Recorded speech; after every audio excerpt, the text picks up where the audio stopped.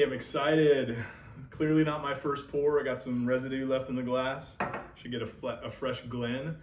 But tonight I want to do a little bit of a tasting on one of my favorite bourbons, Weller 107. A lot of favorite Wellers. In fact, I like all of them. The Special Reserve is just no big deal. But the 107 is one of my favorites. It's a really hard to find bourbon in most markets. A lot of the Weller, especially after the series Yellowstone, sponsored by Weller, or everybody's buying Weller. But family and I, we've been looking for Weller for years, and we've collected a lot of the bottles. So we're pretty big Buffalo Trace and Weller fans. So I want to share that with you guys tonight. So tonight we're gonna got a lot of Weller here. We've got single barrel, we've got CYPB, Craft Your Perfect Bourbon, Full Proof, which is another one of my favorites, and Weller 12. But tonight we're gonna do Antique 107. Okay, so this guy is almost empty. We almost have a dead soldier here. And we're gonna pour one up and I'm gonna share it with you guys.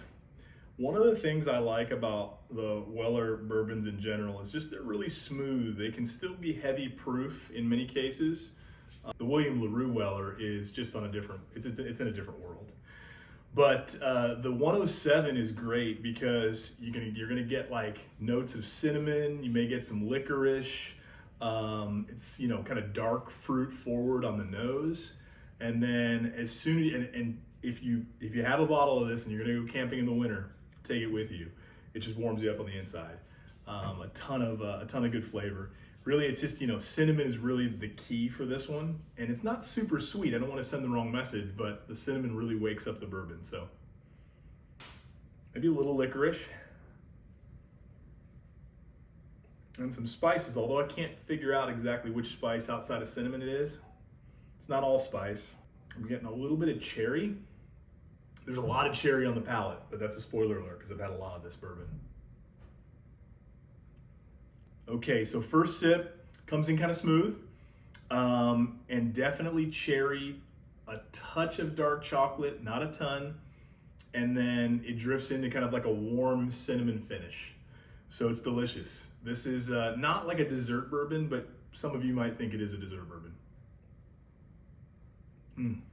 Anyways, Weller, part of the Buffalo Trace line. As my friend Bobby will attest to, definitely one of the best distilleries in the world. Maybe even better than some turkeys, I don't know. But anyways, grab a bottle of Antique 107, you will not be disappointed. I can't tell you what I paid for these. I've had these for a very long time. I know that some of them I've probably picked up at MSRP on occasion. And then, to be honest, I probably paid some kind of negotiated secondary on it. I think if you pay $100 for a bottle of 107, you're gonna be happy. If you can get it at MSRP, I think MSRP is $49 or $59.